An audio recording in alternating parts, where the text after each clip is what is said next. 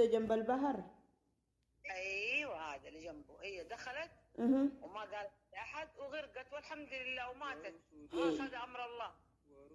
لا حول ولا قوة. Assalamualaikum warahmatullahi wabarakatuh. Kabajamtoota fi jaallatamtoota hordoftoota Zeenuu Tuubba garbiin isaatii kanaan isin ga'e hunda keessanuu isin jedha. Obboleeyyan kiyyaa innaa lillahi wa innaa ilaihi raaji'uun, innaa lillahi wa innaa ilaihi raaji'uun. Dhugaa rabbii waan hedduu nama gaddisiisu jechaadha. Obboleettii teenya tana wallahu a'lam haqiiqaa jechuudha. Kuni arabatu ajjeese jedha. Kun immootu ufumaa bishaanitti tarteedha. Kun araba bishaanitti dabarse jedha. Wallahi alaa kulli haal isiin deemtee jirti jechuudha daara duniyaa kanarra. Rabbiin rahmata isii haa godhu. Wanni ani jechuu barbaade jechuudha.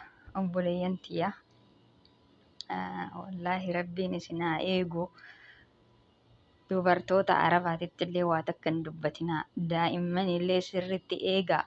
Obboleeyyan tiyya. Olii bulii keessanillee jireenya biyya keessanillee ittiin himina. Amma ani mucayyoo tana jechuudha hiriyoonni ishii kan wajjin haasayaa turan markaza keenyarra wajjin barataa jirra jechuudha. Akka jettutti maal jetti gabbaateetumaan wanni keessatti argine bahara keessatti argine bahara miti masbaa hin beeytanii miina kaa ijoolleen itti dhiqattu san jechuudha hadiiqaa. Iddoo bashannanaa bishaan hin jiraami kunoo bishaan san keessatti agarreetti. Yoo namni biraa itti dabalu immoo miinshifaa fuudhi jenneeni miinshifaa san fuudhuudhaaf dhayixee achumaan achitti tartee jetti. Afaan isii 3 moo 4 jechuudha. Adaduma namni qaqayyaramee itti dawaluun waan biraa haasofti. Kuni maaliifuu osoo haqiiqaa isiin kan itti tartu taate silaa namni sababa isiin deebite san qofa dhiyeessa yeroo abbaan fedhee itti dawwale jechuudha. Kuni dubbii kijibaatiin wal qabata jechuudha. Kanaaf obboleeyyan tiyya dhugaa rabbii mucayyoon tun jechuudha hedduu tokko yeroo hunda hin galaa ilmaan qabdi jechuudha biyyarra. Daa'ima ji'a 3 biraa deemte daa'ima ji'a 3 moo ji'a 6 biraa deemtedha. Obboleettiin teenna tuni akkuma waggaa 2 kontiraata fixxeen galuu dhiyaadhe hin gala. Ijoollee meeshii tanaaf jarjarti jedhan subhaanallah idaa rabbiin kana hidaafi ijoollee ofii tanaaf jarjarti ijoollee ofii tanaaf ciisa dhabdi jechuudha. Kanaaf obboleeyyan tiyyaa isin of eega rabbumaa kan nama eegu rabbi isin haa eegu. Madaamota arabaa irra amma waan hin namaan galu akki godhan isii bishaan keessaa fuudhanii jennaan yoosuu ambulaansiin haakimii geessinee eegas immootu ishii musayfatti duutee jetti namittiin tun jechuudha. Yookaan immoo maal jetti ammallee yoo biyyarrallee itti namni afaan beekutti dawwalu maal jetti bahara keessatti duutee baaruma keessatti duuteyyuu tallaajama geessine malee bakkuma reeffaa bakka zanaajaa itti qorrisiisan achi geessine malee haakimiyyuu hin geessine jetti. Jaran afaan meeqa haasofte waan hin namaan galu jechuudha. Arabni mujjirima taate waan hin namaan galu. Iddoo tokko nama sodaachisa. Rabbi isin haa eegu obboleeyyan tiyyaa. Obboleettii teenna tana ilmoo isiitti irraa kutte waan isin goote haqiiqaa rabbi alamattu beeka. Ani kana jedhee murteessuu hin danda'u.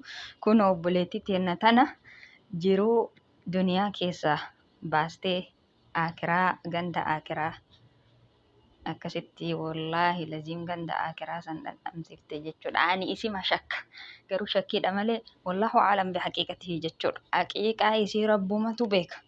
Kanaaf akka namittiin olii gadi camallayxutti mucayyoo tana akka waan isimmaan itti darbite waa hedduu haasayamaa jira jechuudha. Alaa kulli haal isiin itti darbite ofii itti tarte akka tasaa itti duute isiin deemtee jirti jechuudha dara duniyaa gubbarra. Rabbi rahmata isii haa godhu. Rabbiin rahmata isii haa godhu. Qabrii isii roodatun min riyaadil janna rabbi haa taasisuu fi waan hedduu namatti dhagahamu obboleeyyan kiyya. Dhugaa rabbii obboleettii teenna tana iddoo tokko qalbii na balleessite. Baru ijoollee markaza keenyarraa wajjin haasayaa oolla jedhan yaa rabbii kiyya wajjin haasayaa oolla jetti ijoolleen. Hin galaa malee waan biraan dubbattu jedhan hin gala galumaaf na jarjarsa guyyaan as naasiquu didde jetti. Bara galuuf qophoofte jara kiyya bara galuuf qophoofte. Mee laala yoo azalli nama gahe yoo guyyaan namaa dhumate namni maatii ofii arguu hin danda'u jechuudha. Bakkee rabbiin itti namaa qadaritti duniyaarraa deemu. Kanaaf jabaadhaa. Rabbii keessan kadhadhaa hundi keessanuu. Wallahi bakka malitti akka malitti rabbi nama hin ajjeesin. Kanaaf waan hedduu gadda guddaa natti ta'e kana jechuudha. Obboleeyyan kiyya. Hasbiyallahu wa ni'mal wakiil garana nyaatte ilmootii anaa jabeessaa jetti jedhan biyyatti illee yoo dawwaltu ilmootii hatta ijoolleen silaatummaan maaliif akkana godhatta sila rabbi nagaan si haa galchu jennaan jedhan bakka akka malee kana dararamti jedhan akka malee kana of cinqamti jedhan edaa subhaanallah bar namni kun duniyaarra deemuudhaaf yoo guyyaan namatti as kalaahe nafsiyaan namaatu hin beeyti jedhan nafsiyaan ilma namaatu hin beeyti jedhan. Maal beeyti jennaan guyyaa wallaahi wanni isiin beeytu obboleeyyantii akka du'aaf deemtu namni kun tahassasan hin beeka jechuudha. Itti dhadhagahama bakka jiruma duniyaa tanaarraa qalbiin isaatu duuba deebiti jechuudha. Kaan godhadha wanni godhatu kun tokkochi humna takka ittiin fakkaatu nama duniyaarraa deemuu heduu. Mana kanallee hawwii guddoo keessa taa'a qalbiin isaa duniyaarraa deebiti jechuudha. Duniyaarraa deebiti qalbiin isaa yeroo du'aaf dhiyaate jechuudha namni kun subhaanallah. Kanaaf obboleeyyan tiyya malaa rabbiin subhaana wa ta'ala kanuma isii beeksise kanuma duniyaarraa oofuu san rabbiin isitti fidina fakkaata. Wallahu aalam bihaqiiqa.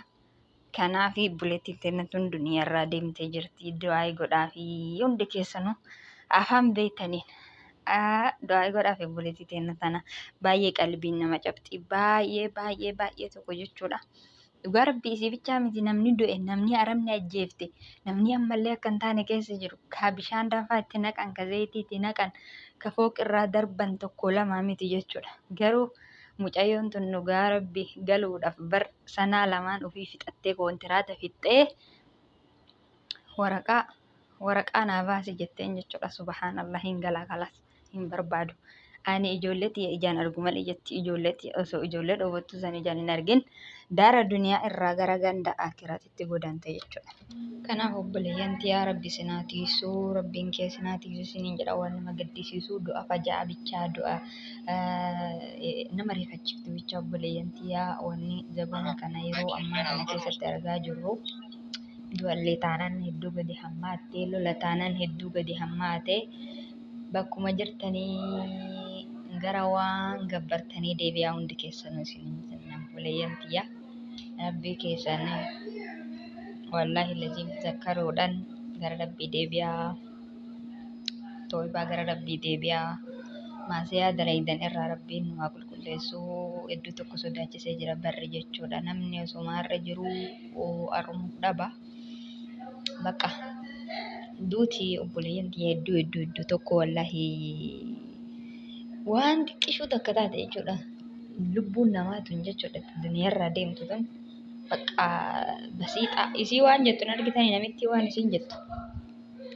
wallahi mootat alhamdulillah jetti maatat alhamdulillah hasbiyallahu wa ni'mal wakiil rabbi jazaa isii yaa kafalu yoo isilleen ka ajjeestu taate yoo obboleettiin teenna akka tasaa bishaan sanitti illee tartu taate rabbi rahmataa godhuuf jamaa natti fakkaataan jiru. Bishaan guddatti darban malee masbaatti xiqqoolee ijoolleen keessatti tarawwashtu keessatti dhiqattu san keessaa namni akkamitti bahuu dadhaba jarana. Wallahi hedduu tokko ulfaataa namni mootu beekamaa itti darbanii waan keessuma tursiisanii haga isiin duututti eegannatti fakkaatan malee namni bishaan kana keessa jala tarii ol deebi'ee sagaleellee haga danda'etti ni tattaafata jechuudha ilmi namaa kuni. Masbaa saniin beeytan obboleeyyan teeree xiqqooma bakka qabatanillee ni qabdi garuma sanitti achi siite qabatti jechuudha silaa. أنا مجر لين بيك والله نركب بدي ملي نركب بدي فلي نريبي رب مرة رحمة سياقو أما ثلاجة الدربني ريف إيسي في ريزري كيسة الدربني خلاص في ريف سيجي تقوي سني دائما سي ربي أقدسو في دائما تي أدو جت الدنيا راغو دانتي يا ربي جرو الدنيا تنا يا ربي كي قدوتين أول دلوما يوان أمت الدنيا تنا ببرتي كدوتي جرتو يا رب يا رب يا رب إنا لله وإنا إليه راجعون جرن الدنيا كت ويو بوليتي تنا ويو رب رحمة سيها قد والله رب رحمة سيها قد وأنا سيقول نكم نكاسو tagatteen qoofin osoo nyaatteen qoofin osoo dalagatteen qoofin osoo jiraatteen qoofin osoo of laalteen qoofin osoo ilma ofii hin guddifatin osoo ilma ofii bira teettee harangalfatin duniyaarraa deemte obboleeyyantii waan nama gaddisiisu subhaanallah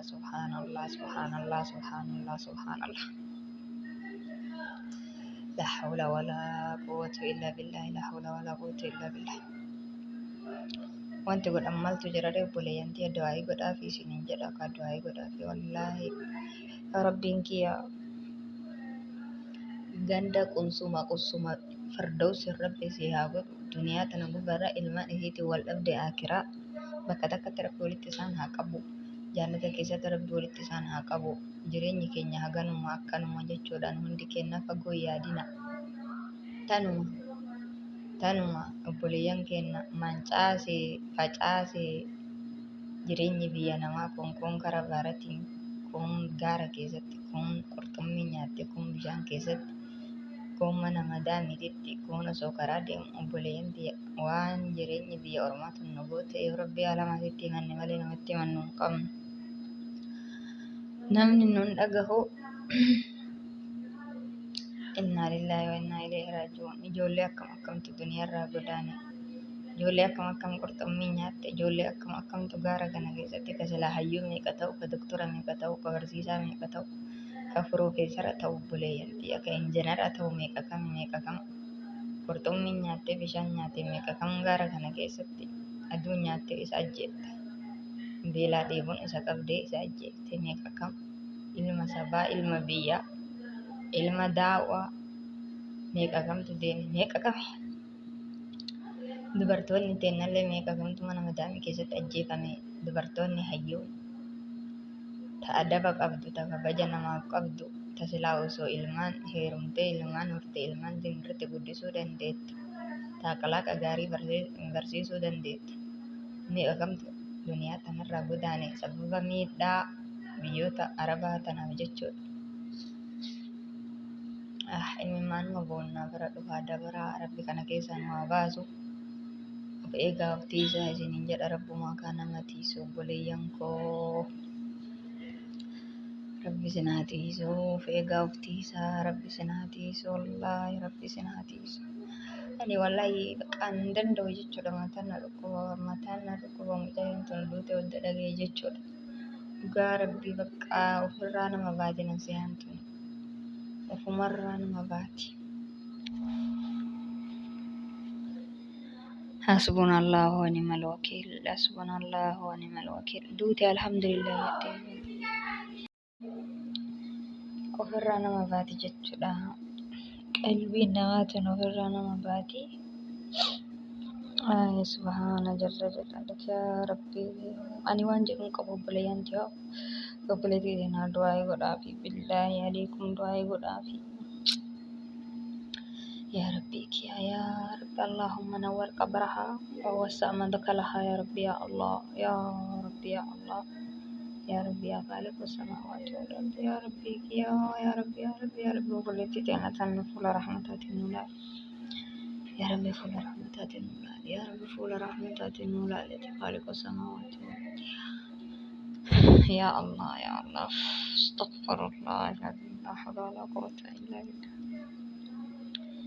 inna illa aan dubbachuu hin dandeenye wallaahi obboleeyyantii oduu ayii godhaa fi obboleettii teenya sana bakka jireenyi duniyaa agartii tana bakka obboleettiin teenya kalee hin gala jettee har'a yoo qabrii keessa jirtu bakka ammee maaltu isinitti dhagahama isin akka keessanitti maaltu isinitti dhagahama ana gadda hin jirre kanatu natti dhagahama jechuudha wallaahi mee of bakka boosaa laala obboleeyyantii osoo maatii arguudhaaf jireenya fuuldura akka gaarii jiraadha jettee bololtu wayyoo wayyoo duuti si qabdee